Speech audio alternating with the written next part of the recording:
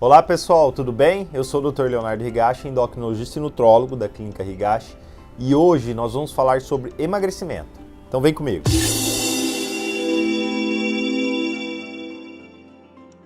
Uma das perguntas que mais recebo no meu dia a dia é: doutor, como faço para emagrecer? Eu tenho muita dificuldade, já tentei de tudo. Então eu resolvi gravar esse vídeo para vocês falando sobre 10 passos importantes que, na minha visão de especialista, acho importante para quem busca um emagrecimento saudável. Primeiro ponto importante é o que leva uma pessoa a engordar. Logicamente, o excesso de peso é uma condição multifatorial.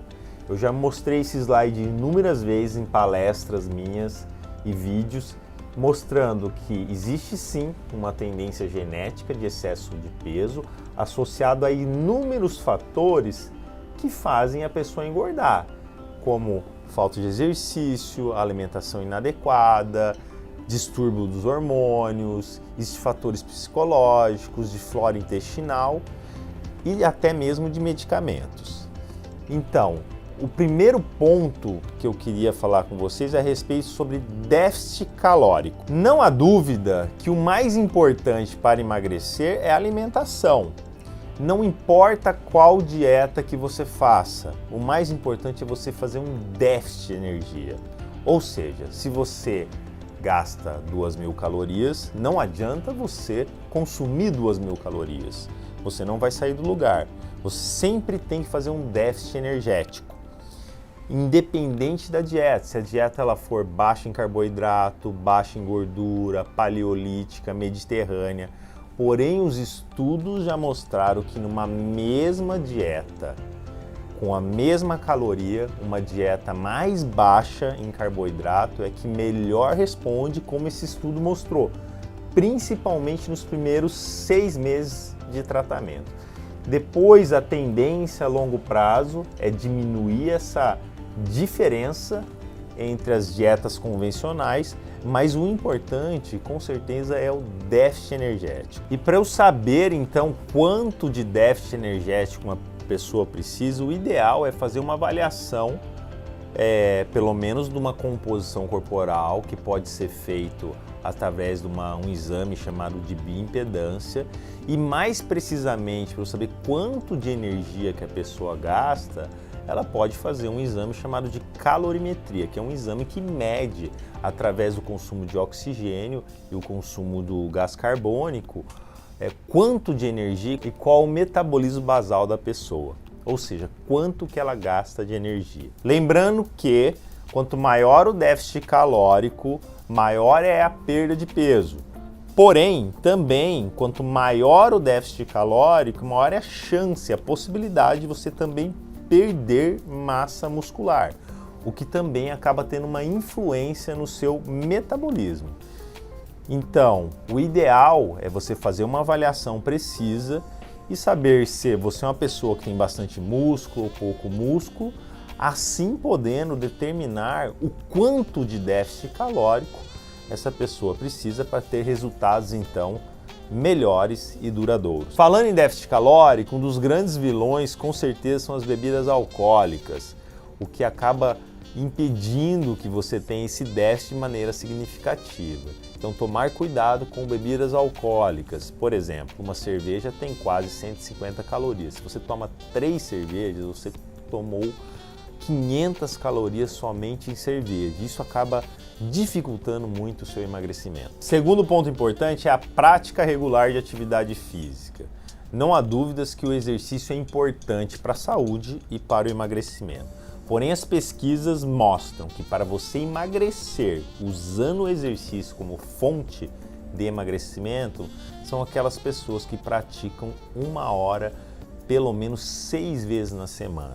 Agora, se você tem pouco tempo de realizar atividade física, vocês têm que aprender a treinar de maneira intensa, né? Os estudos mostram que um treino HIIT, que é o High Intense Interval Training, você consegue a mesma efetividade de emagrecimento que o treino moderado com 40% de tempo menor, que é uma saída para aquelas pessoas que não têm muito tempo para fazer atividade física e assim também obtendo bons resultados. Outra estratégia interessante para otimizar o exercício como forma de emagrecimento é praticar o exercício em jejum. Estudos já demonstraram, inclusive já gravei vídeo sobre isso aqui, que uma atividade física aeróbica em jejum pode propiciar a perda de peso, inclusive fazendo mais oxidação de gorduras, né? Então poderia ser uma estratégia também válida para o emagrecimento. Lembrando que a maioria desses estudos foram feitos em pessoas jovens e saudáveis, não sendo indicado fazer exercício em jejum nas pessoas mais idosas ou que tenham comorbidades ou tomem algum medicamento que impossibilitem isso. E é muito importante, tanto na atividade física como na alimentação, estímulos diferentes. Lembrando que nosso corpo se adapta muito fácil a qualquer tipo de atividade física, a uma alimentação. Então, estímulos diferentes sempre vão gerar mais resultados. Terceiro ponto, vamos falar sobre equilíbrio hormonal. Não há dúvidas que os hormônios são fundamentais para o emagrecimento. A grande maioria das pessoas que estão acima do peso estão com uma coisa que a gente chama de resistência insulínica. Insulina é o hormônio que é liberado com a alimentação, principalmente carboidrato, que bota a glicose para dentro da célula. O problema é que uma vez que a pessoa engorda, principalmente na região abdominal, essa insulina começa a não trabalhar direito. E aí cada vez que ela come, ela tem que liberar mais insulina para botar a glicose para dentro da célula. E nós temos duas vias metabólicas de ação da insulina, uma da KT-PI3 quinase que bota a glicose dentro da célula, essa via fica resistente, e a via da MAP, que é uma via anabólica, que nunca fica resistente. Então, a resistência insulínica cada vez gera uma hiperativação da via anabólica, gerando mais acúmulo de células de gordura. E para o emagrecimento é importantíssimo tratar a resistência insulínica, seja diminuindo o estímulo alimentar da insulina, como por exemplo a redução do carboidrato, fazendo atividade física. Também o jejum intermitente pode ser uma estratégia interessante e até mesmo medicamentos quando bem indicado. Outros hormônios fundamentais para emagrecer são os esteroides sexuais. Eu já mostrei para vocês aqui que a menopausa faz acumular mais células de gordura, principalmente na região abdominal. E infelizmente, como mostra esse estudo, quando a mulher entra na menopausa, ela pode diminuir até 30% o gasto energético e 32% a oxidação de gordura. E a reposição hormonal feminina pode ajudar a minimizar esse processo de diminuição de gasto energético e de acúmulo de gordura também. E nos homens, a mesma coisa, a deficiência de testosterona gera mais resistência insulínica, gera mais síndrome metabólica, e a própria resistência insulínica pode gerar deficiência de testosterona, gerando uma via de mão dupla de um ciclo vicioso da pior. E você fazer uma reposição também pode ajudar no processo de emagrecimento. Outro hormônio fundamental para emagrecimento são os hormônios tiroidianos. Estima-se que 30% de todo o seu metabolismo, todo o seu gasto energético seja dependente do hormônio tiroidiano. E pequenas alterações podem já ter uma influência no peso e no metabolismo. Então é fundamental que esse hormônio também esteja equilibrado. Quarto ponto importante é saúde intestinal. Já há alguns anos, estudos demonstram que a flora intestinal, a saúde intestinal está envolvida com o aumento de peso. O que acontece quando você tem um intestino que não está saudável? Você tem um aumento da permeabilidade intestinal e absorção de coisas indesejáveis, como por exemplo LPS, e isso vai gerar uma inflamação, resistência insulínica e maior acúmulo de célula de gordura, e também uma desregulação do apetite e da saciedade. Então, cuidar da saúde intestinal é fundamental para o emagrecimento. E a coisa mais importante para você cuidar do seu intestino é ter uma alimentação mais natural possível, consumindo muito vegetais, legumes e verduras. Pelo menos 6 a 9 porções por dia de vegetais, legumes e verduras e frutas. Aliás, esta é a regra número 1 de uma alimentação saudável. Logicamente que existem suplementos que também podem te ajudar a ter um intestino mais saudável, que vai desde enzimas digestivas, probióticos, aminoácidos como a glutamina, mas nada disso vai adiantar se você não tiver uma alimentação saudável. Quinto ponto é sono de qualidade. Não há dúvidas que você ter um sono de qualidade ajuda tanto na sua saúde como também no emagrecimento. Estudos mostram que você ter menos de 6 horas de sono por dia faz você piorar a sensibilidade à insulina, aumentando a secreção de grelina, que é um hormônio que aumenta o apetite, diminuindo a sensibilidade à leptina, que é o hormônio que inibe o apetite, além de diminuir a capacidade de atividade física, fazendo uma diminuição do seu metabolismo e aumento do peso e aumento do risco de diabetes e doenças metabólicas. Eu recomendo que vocês tenham pelo menos 7 horas de sono por dia, de uma maneira sincronizada, ou seja, o sono tem que ser durante a noite e não durante o dia. Sexto ponto importante é jantar cedo e ter todos os dias de 12 até 14 horas de jejum. Eu já demonstrei para vocês no vídeo anterior que teve um estudo que comparou 2 grupos com a mesma dieta, com a mesma atividade física. A única diferença era o horário de jantar. Aqueles que jantavam cedo, por volta das 7 horas, em comparação com aqueles que jantavam tarde, por volta das 10h30, emagreciam mais, em torno de 30% a mais, com a mesma dieta e com a mesma recomendação de atividade física. Então, jantar cedo e, obviamente, não comer mais nada depois, respeitando aí um período de 12 horas de jejum.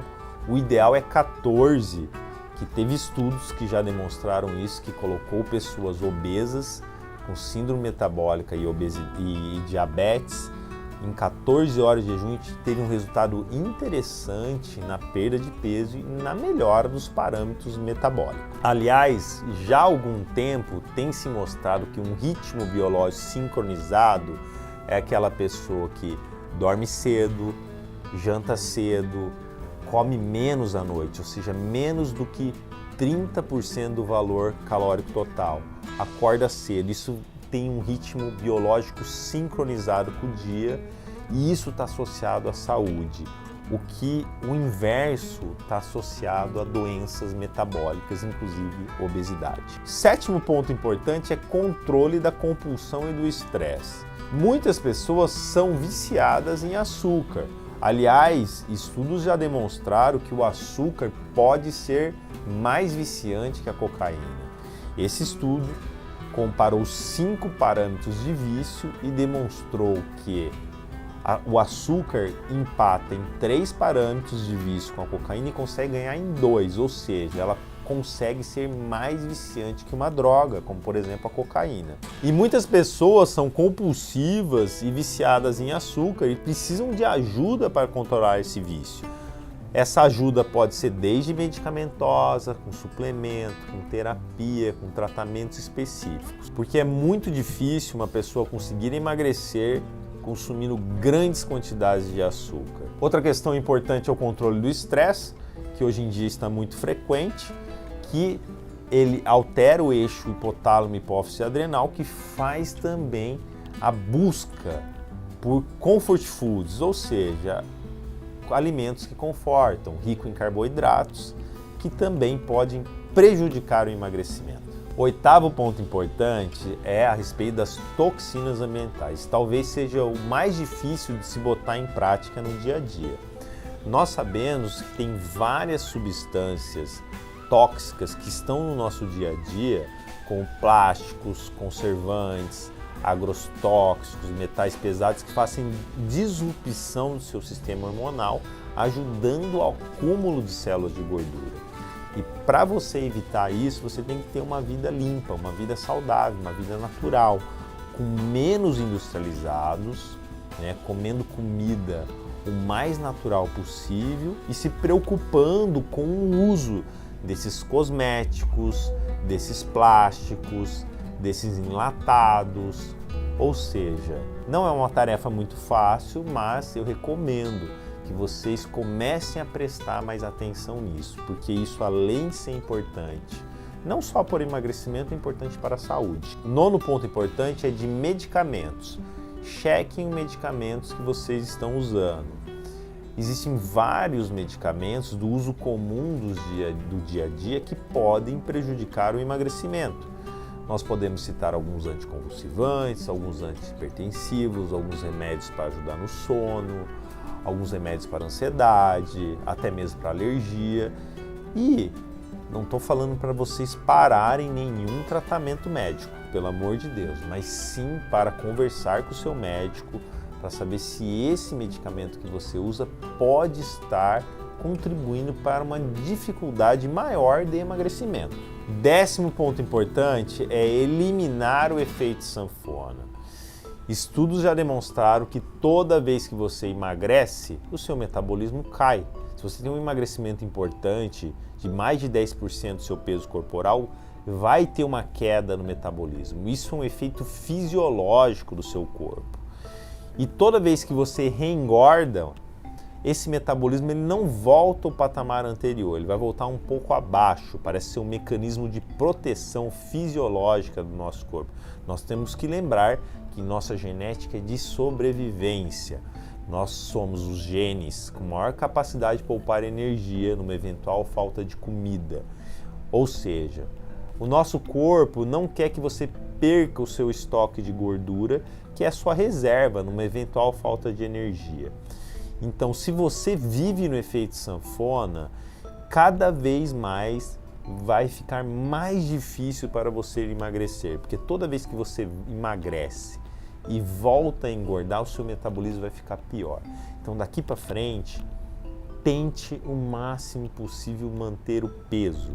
Mas estudos demonstram que essas alterações metabólicas que fazem você gastar menos energia, ou seja, baixando o seu metabolismo para engordar, e também essas alterações para você aumentar o consumo de energia, o que acontece quando você emagrece, vão persistir por em torno de 2 anos. Ou seja, depois desse período, se você conseguir manter o seu peso perdido por 2 anos, você vai ter mais facilidade para se manter no peso. Então é isso, pessoal. Os 10 passos que eu acho importante para você ter um emagrecimento saudável e sustentável é 1. Déficit calórico, independente da dieta que você fizer. 2. Atividade física, no mínimo 1 hora, 6 vezes na semana. 3. Cuide dos seus hormônios, né? Equilíbrio hormonal é fundamental. 4. Cuide do seu intestino comendo pelo menos 6 a 9 porções de vegetais, legumes e verduras. 5. Sono de qualidade. Ter pelo menos 7 horas de sono todos os dias e durante a noite. 6. O jantar cedo. Jantar cedo e tentar manter de 12 a 14 horas de jejum todos os dias. 7. Controle da compulsão alimentar e do estresse. 8. Tenha uma vida mais limpa, livre das toxinas, o mais natural possível, evitando os industrializados, enlatados, empacotados. 9. Cheque os medicamentos que pode ser que tenha algum que te prejudica. 10. Acabe de vez com o efeito sanfona, senão cada vez vai ficar mais difícil para o emagrecimento. Até a próxima e muito obrigado.